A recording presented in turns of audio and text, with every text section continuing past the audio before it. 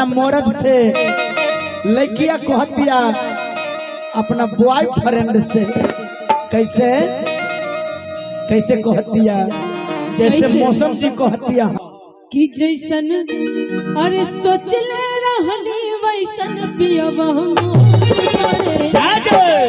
सांबर न गोर बारे हो जैसन सोच ले रहनी वैसन पियब मोर बारे सांबर न गोर बारे हो रामा पर छितर मोर गोरे मोर बारे सांबर न गोर बारे हो जैसन सोच ले रहनी वैसन धनिया मोर बारे।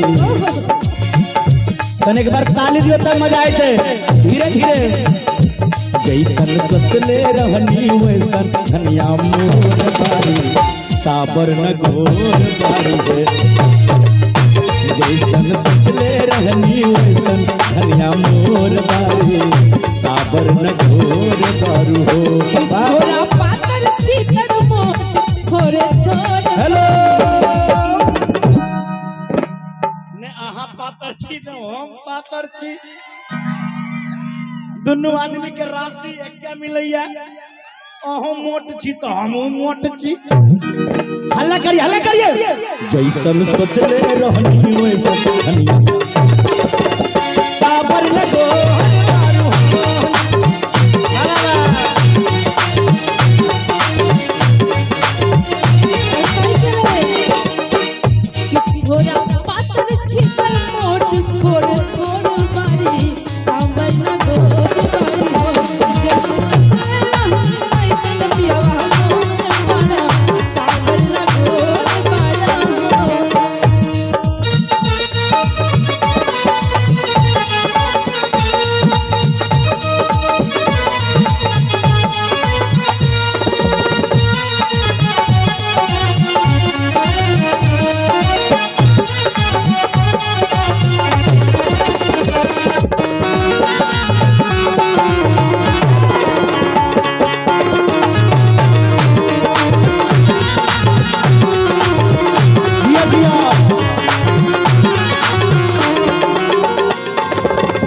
हम कहतानी ए धानी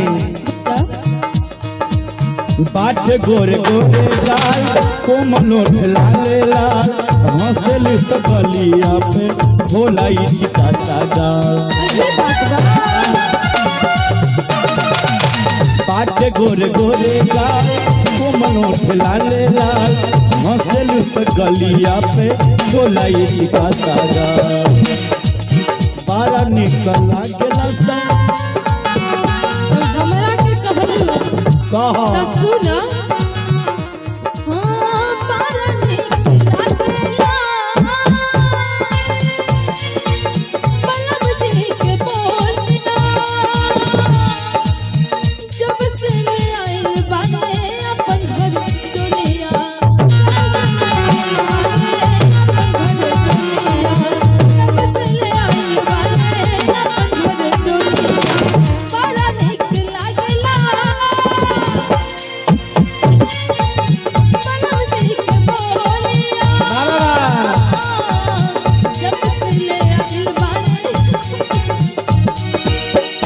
बन के हमरा जिंदगी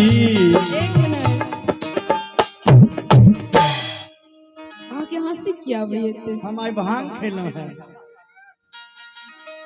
आई मतलब हमरा गाजा आई हमरा सर्दी भेल छै तै हंसै छियै। मौसम किया कोनो नाक से नेटा थरबे चाहिए से हाँ सब नाक से नेटा तो हमरा जाय है हमर भाईजी गजो पिए लग तैयो नहीं कम भ रहल छै। कि बन के हमरा जिंदगी कि बन के हमरा जिंदगी में आइल ई जोर बाटे साबर न गोर बारू हो। जैसन सोचले रहनी वैसन पियबा मोर बारा साबर न गोर बारा हो।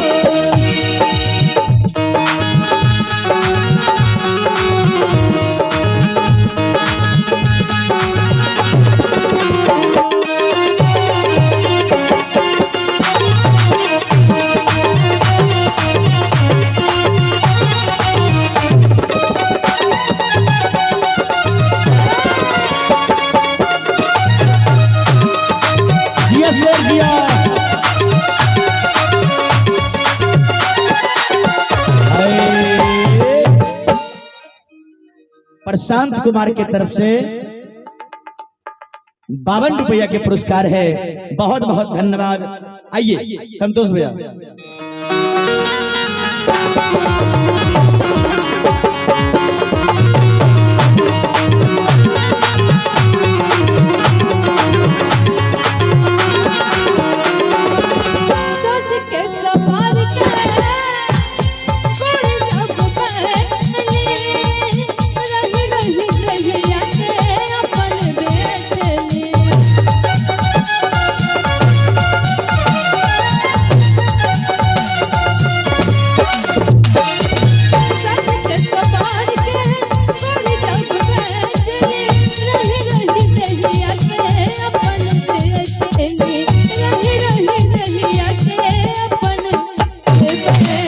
देखिए ये तो हमार लाइन बा, लेकिन तू सुनेली तो बड़ा नीमन लागल। अच्छा बाकी हम कहता कैसे, हर दिलबा के हाल हमसे कहलो न जाला, हर धरेला कलाई तो हर देह सिहराला।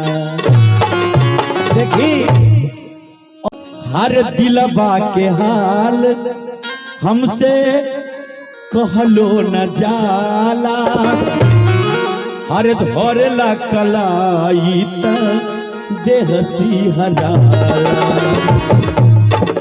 तो लड़का कहता यही मौसम जी से कैसे, हर सज के से जलिया पर जब गोरी बैठेली, हर रही रही देहिया आपन जे थेली। ताली बजा के लेकिन बाटे जुल्म जवानी, बाटे जुल्म जवानी चन्ना के चकोर साबर न गोर बात हो जैसन सपने वैसन धैया मोर वाला साबर न गोर बार हो। तोरा पातर चितर मोट तोरे तोरे बारा सावर न गोर बार हो। जैसन सोचले रहनी वैसन धनिया मोर बारी साबर न गोर बार हो। जैसन कहले रहनी वैसन देवा मोर बारा सावर न गोर बार हो। जैसन सोचले रहनी वैसन धनिया मोर बारी साबर न